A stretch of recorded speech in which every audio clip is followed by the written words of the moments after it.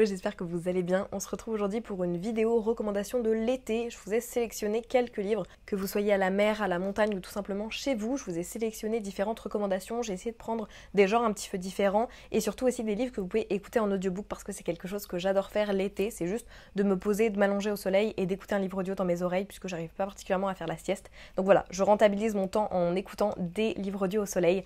Je vous ai fait une petite sélection et on démarre tout de suite. Comme d'habitude, vous me connaissez, j'ai pas vraiment d'ordre, je vais essayer de voir si ça s'organise au fur et à mesure de la vidéo, mais probablement pas. Donc voilà, les présentations vont être un petit peu random, mais ce que j'attrape en premier, c'est deux recueils de poèmes. J'adore particulièrement lire de la poésie en été, puisque je trouve que c'est des lectures qui sont rapides et qui sont parfaites pour cette période-là. On n'a pas forcément beaucoup de temps et qu'on veut pas forcément se consacrer à un livre qui fait 300 pages.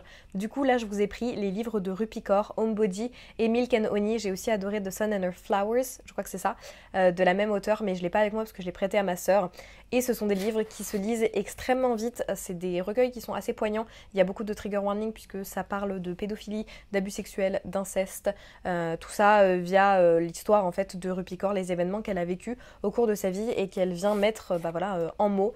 Et je trouve qu'elle a une plume absolument sublime. Ils sont traduits en français, mais pour ceux qui voudraient se lancer en VO, je trouve que c'est un très bon moyen parce qu'il n'y a pas de mots extrêmement compliqués. C'est particulièrement du vocabulaire du quotidien en fait. Donc je trouve que c'est un très bon moyen de débuter la VO, particulièrement Homebody que j'ai préféré. Ensuite, je vous ai sélectionné vraiment, je pense, ce qui est pour moi les meilleurs livres à lire en été, qui sont donc soit les romances de Emily Henry ou alors les livres de Taylor Jenkins Reid. Là j'ai pris Malibu Rising. C'est vraiment, si je devais vous recommander qu'un seul type de livre à lire en été, et ben ça serait ces deux-là. Emily Henry, c'est mon auteur de romance préféré, j'adore ce qu'elle écrit. Vraiment, You and Me on Vacation et Beach Read, ce sont mes deux préférés. C'est des romances qui sont douces, qui sont romantiques, qui sont rigolotes et où il n'y a pas forcément énormément d'enjeux et du coup je trouve que ça se lit vite, c'est sans prise de tête, c'est parfait pour l'été et vraiment vous pouvez pas me dire que ces couvertures-là sont pas parfaites pour lire à la plage. Vraiment, genre ça crie été, ces livres-ci. Et celui-ci, c'est je pense mon préféré de l'auteur, c'est You and Me on Vacation. Je crois qu'il a été... je suis pas sûre si celui-ci a été traduit. Il s'appelle aussi People We Meet on Vacation selon les éditions. Mais je crois qu'il n'y a que Beach Read qui a été traduit. Et peut-être... je sais pas. Alors là, dites-moi en commentaire s'il a été traduit ou pas, mais j'ai un gros doute. Et ensuite, bien évidemment, les Taylor Jenkins Reid. Ceux-là, ils sont vraiment parfaits aussi en audiobook. Je les ai tous écoutés en audio et je les ai adorés. Et je pense que celui qui se prête le plus à la période estivale, c'est Malibu Rising. Vraiment, il est incroyable celui-ci. Et l'univers de Taylor Jenkins Reid, c'est des histoires qui sont différentes les unes des autres, mais oui, on a des personnages qui reviennent un petit peu. Donc vous allez avoir des personnages dans celui-ci qui ont déjà été mentionnés dans d'autres de ses ouvrages. Mais ce livre-ci se passe à Malibu et on y suit, je ne vais pas vous donner un résumé trop clair parce que moi je m'y étais lancée à l'aveugle, mais on y suit un petit peu des histoires de famille sur une assez longue durée où s'entremêlent les conflits familiaux, les tromperies avec beaucoup d'enjeux, la découverte de soi, le développement personnel, bref, il y a énormément d'enjeux dans les livres de Taylor Jenkins Reid et c'est des livres qui se vivent à 100%, vraiment c'est des livres dans lesquels on est transporté de A à Z et à la fin du roman on a l'impression d'avoir en fait observé la vie de personnes réelles et on a du mal à se dire que ce soit des personnages qui sont complètement fictifs et ça m'arrive très rarement avec d'autres livres où je les apprécie énormément mais j'arrive à me dire oui ok c'est fictif. Avec les livres de Taylor Jenkins Reid vraiment on a l'impression d'y être à 100% et d'avoir une petite fenêtre sur la vie de gens qui existent réellement. Pour changer complètement de registre, parce que je voulais pas mettre que des petits romans mignons pour l'été, je me suis dit que moi, en tout cas personnellement, j'adore lire des thrillers en été. Je pense que c'est la période où à chaque fois je me replonge dans un maximum de thrillers. Donc j'en ai choisi un à vous conseiller, qui est Puzzle de Franck Tillier, que j'ai absolument adoré. En plus, celui-ci c'est un one-shot, donc vous pouvez le lire si vous n'avez pas envie de vous lancer dans toutes les autres sagas entre guillemets de Franck Tillier, parce que il y a quand même des personnages principaux et une trame narrative qui revient régulièrement. Et bien vous pouvez lire Puzzle, qui est un de ceux que j'ai préférés. Et je vous donne le résumé, c'est écrit « Accepteriez-vous de mourir dans un jeu ?» Ilan et Chloé sont spécialistes des chasses au trésor. Longtemps, ils ont rêvé de participer à la partie ultime, celle de ce jeu mystérieux dont on ne connaît pas les règles, seulement le nom, Paranoia. Le jour venu, ils reçoivent enfin la règle numéro 1. Quoi qu'il arrive, rien de ce que vous allez vivre n'est la réalité. Il s'agit d'un jeu. Suivi quelques heures plus tard de la règle numéro 2, l'un d'entre vous va mourir. Quand les joueurs trouvent un premier cadavre, quand Ilan découvre des informations liées à la disparition toujours inexpliquée de ses parents, la distinction entre le jeu et la réalité est de plus en plus difficile à établir. Paranoia peut alors réellement commencer. Voilà, et franchement j'adore. J'en ai un autre que je veux vous recommander mais je l'ai pas encore terminé, donc je vous en parlerai un petit peu plus en détail dans mon bilan du mois, mais c'est The Only One Left de Riley Sager, que j'adore, qui est un de mes auteurs de thriller, horreur un petit peu paranormal, que j'adore en fait. À chaque fois je suis fascinée par ses livres et par sa plume, et là j'en ai un qui est absolument incroyable. Donc je vous le mets pas ici parce que je pourrais encore être déçue par la fin et les révélations, mais j'ai trop hâte de vous en parler plus dans mon bilan lecture. On repart sur quelques romans un petit peu mignons. Alors, le premier, c'est une romance un petit peu paranormale et c'est The Dead Romantics de Ashley Poston. Je vous en ai déjà parlé à plusieurs reprises, mais j'ai vraiment adoré ce roman et j'ai adoré découvrir la plume de l'auteur. Je trouve que c'est la lecture parfaite pour l'été, qui est une lecture qui, pour le coup, elle, a des enjeux assez importants, parle de sujets importants, puisque ça parle du deuil d'un personnage qui perd un être cher et qui va devoir essayer de vivre avec ça, de comprendre voilà, que parfois il faut laisser partir les gens. Et en même temps, on a une romance qui est incroyable, qui est mignonne, qui est drôle, et qui, enfin je sais pas, il y a une alchimie entre les deux personnages et la plume de l'auteur est particulièrement belle. Donc je peux que vous recommander les livres de Ashley Poston. Et tout particulièrement The Dead Romantics. Et puis en plus on a une couverture hyper mignonne qui change des mecs torse nu qu'on a sur la majorité des romances et qu'on n'a pas forcément envie de montrer à chaque fois à la plage devant tout le monde. Je vous en ai ensuite sélectionné un qui va être traduit, je voulais en mettre un que vous puissiez lire aussi en français, et c'est The Very Secret Society of Irregular Witches de Sengu Mandana, qui va être traduit aux éditions Lumen mi-août je crois, si je dis pas de bêtises, et c'est un livre que j'avais trop aimé, qui est mignon, avec le trope de la found family, avec un univers magique qui est pas forcément ultra présent, on est plus là pour les personnages, leur évolution et vraiment des personnages qui vont, comment dire, tous se trouver et se permettre d'évoluer tous ensemble. J'avais adoré celui-ci, je vous refais pas forcément un gros résumé, mais en gros on y suit une jeune femme qui s'appelle Mika Moon et qui va se retrouver à aller aider trois petites sorcières qui sont orphelines et qui n'arrivent pas à gérer leur pouvoir, et elles sont élevées un petit peu par des gens qu'on a ramenés ensemble pour essayer de s'en occuper. Il y a un couple de personnes un petit peu âgées et il y a un bibliothécaire assez ronchon, et donc elle va être appelée pour les aider parce qu'elle aussi c'est une sorcière et ils vont devoir essayer de gérer tout ça ensemble avant que ça fasse exploser bien leur famille. En lecture, transition, on va dire, on part vers de la fantasy, mais ça reste une lecture assez soft et mignonne.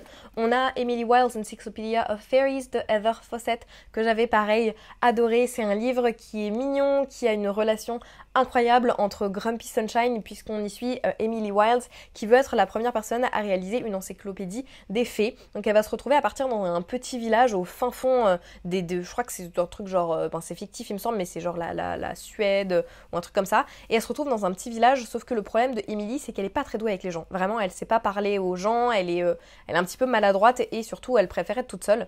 Donc elle va être rejointe par son rival et ami Wendell Bumblebee, si je me rappelle bien, qui lui va réussir à charmer tout le monde directement, sauf qu'en poussant un petit peu plus ses recherches sur The Hidden People, je crois, donc en gros les féeries un peu plus dark, et bien elle va se rendre compte que peut-être que Wendell, il a des choses à cacher et peut-être qu'il n'est pas aussi normal qu'elle le pense.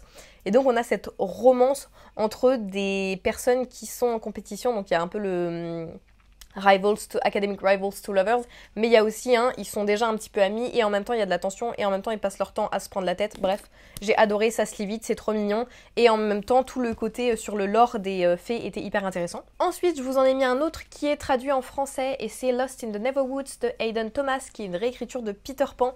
Celui-ci je l'ai lu il y a quelques années, mais il me semble que j'avais vraiment bien aimé, enfin dans mon souvenir c'était une réécriture que j'avais particulièrement appréciée.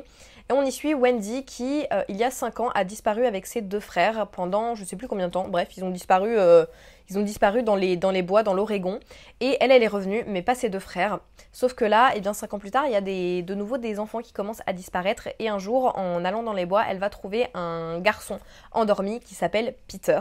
Et elle va donc commencer à avoir des pistes de réflexion sur ce qui s'est passé autour de la disparition de ses frères et la sienne, sauf qu'elle est revenue et donc elle va essayer de partir à la recherche de ses frères 5 ans plus tard. Le prochain, ça fait bien des années que je l'ai lu, mais je l'aime toujours autant, surtout qu'il me semble qu'il est maintenant enfin complètement traduit, parce que la maison d'édition qui l'avait traduit en tout premier avait arrêté la traduction avant la fin de la saga, et je crois, si je dis pas de bêtises, encore une fois, n'hésitez pas à me reprendre en commentaire si je dis n'importe quoi, mais il me semble que ça y est, elle va être complètement traduite, si elle n'est pas déjà complètement traduite, et c'est donc The Raven Boys de Maggie Stiefvater, je sais jamais comment ça se dit, Stiefvater, j'en sais rien, et je l'adore ce livre-ci. Je crois qu'il a été traduit sous le nom du cycle du corbeau. Pour vous donner le pitch, parce que quand on lit résumé, on a l'impression que c'est de la romance, mais c'est pas vraiment de la romance, c'est plus une quête avec une found family, un peu en mode quête à la recherche du Graal, quoi. Mais le pitch, c'est qu'en gros, on y suit le personnage de Blue, et Blue, elle vit dans une famille où tout le monde est un peu médium, et on lui a dit, dès son plus jeune âge, Blue, si tu embrasses ton véritable amour, il mourra. Donc la pauvre, du coup, elle a toujours été un petit peu exclue, elle s'est toujours en fait auto-exclue pour éviter de se retrouver à tuer quelqu'un, jusqu'au jour où elle va rencontrer les Raven Boys et va se créer en quelque sorte une found family. Avec eux, ils vont grandir ensemble et ils vont surtout entamer ensemble une quête. Je vous en dis pas plus sur la quête, mais j'ai adoré. Et vraiment, ce qu'il faut se dire, c'est qu'il y a de la romance, mais c'est pas du tout la romance qui est au cœur de l'histoire, c'est vraiment la quête. Et j'ai adoré, c'est sur 4 tomes et j'ai aimé absolument tous les tomes, même si mon préféré c'est quand même le tome sur Rouen. Et enfin, pour terminer, j'ai gardé 3 fantaisies parce que même si j'aime bien varier mes lectures, je dois dire que la fantasy c'est ce que j'adore lire en été. Quand on est au bord de mer avec le bruit des vagues, et ben j'adore être transportée dans un monde imaginaire, même si c'est ce que je fais 90% de mon temps. Donc j'ai choisi bien évidemment Fourth Wing de Rebecca Yarros. Si vous n'avez pas encore succombé à la hype, qu'attendez-vous? Voilà, c'est tout ce que j'ai à dire. Parce qu'honnêtement, c'est, je pense, le livre le plus hypé de tout TikTok. Et pour le coup, à juste titre, en tout cas de mon TikTok, parce que je sais qu'il y a des TikTok avec la romance, la dark romance, bref. Vous avez compris ce que je voulais dire. Moi, sur mon TikTok, je n'ai vu que ça. Et du coup, j'avais pas énormément d'attentes parce que je me prépare souvent à être déçue. Et je dois dire que j'ai été bluffée. Oui, il y a des choses à redire. Il y a des choses qui sont pas parfaites. Les personnages sont parfois un petit peu énervants. Il y a des trucs où il y a des facilités. Il y a des choses qui sont pas forcément expliquées. Pour autant, j'ai été 100% plongée dedans. J'ai adoré. Comme ça faisait très longtemps que j'avais pas autant aimé une fantasy. Je trouve l'univers extrêmement prometteur. J'ai adoré les relations avec les personnages. J'ai beaucoup aimé aussi les personnages en eux-mêmes que j'ai trouvé assez originaux.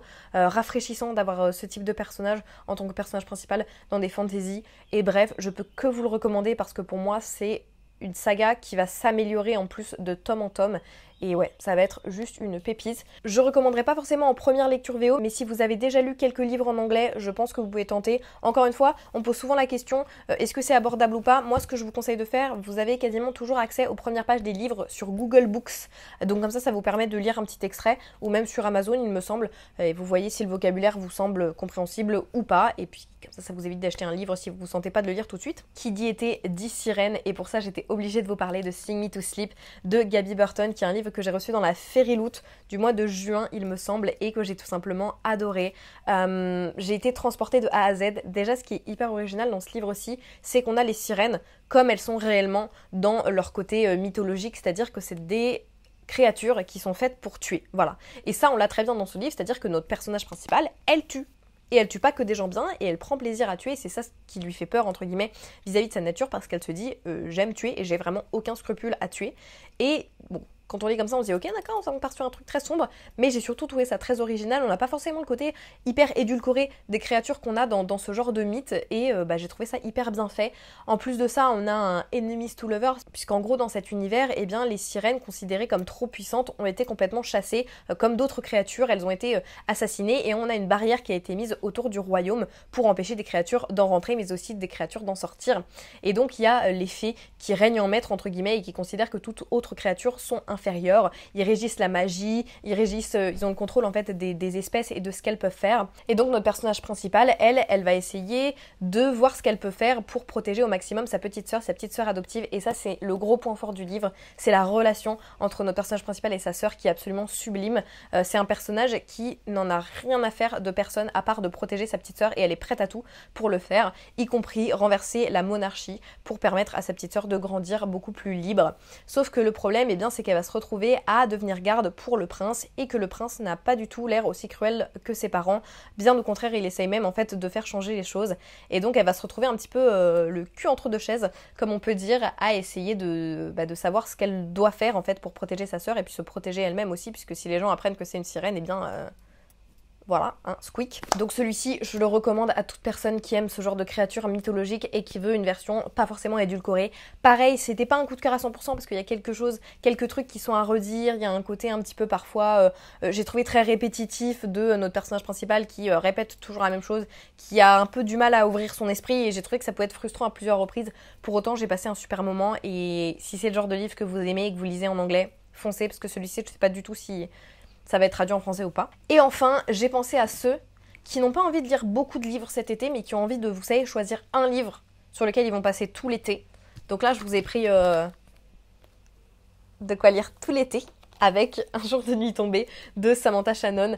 Ça peut être Un jour de nuit tombée comme Le Prieuré de l'Oranger. Ayant lu les deux, j'avoue que pour ceux qui n'ont lu en fait aucun des deux, je conseillerais plutôt de commencer par celui-ci, puisque c'est le préquel et je trouve pas, enfin il spoile pas du coup en fait la suite. Au contraire, ça permet une introduction qui, pour ma part, est plus fluide dans l'univers. Je trouve que l'information est mieux distillée au fur et à mesure et est beaucoup plus digeste. Donc voilà, si vous cherchez une bonne fantasy, vraiment avec un world building de dingue, une intrigue politique très développée qui va vraiment se dérouler et se complexifier au fur et à mesure du récit avec plusieurs protagonistes, plusieurs points de vue, des personnages qui sont très différents, et bien je peux que vous conseiller celui-ci.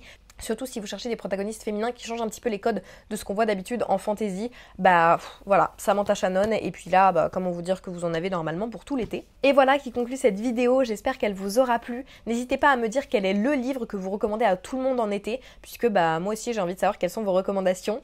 Et puis sur ce, moi je vous fais de gros bisous et je vous dis à la semaine prochaine. Ciao ciao.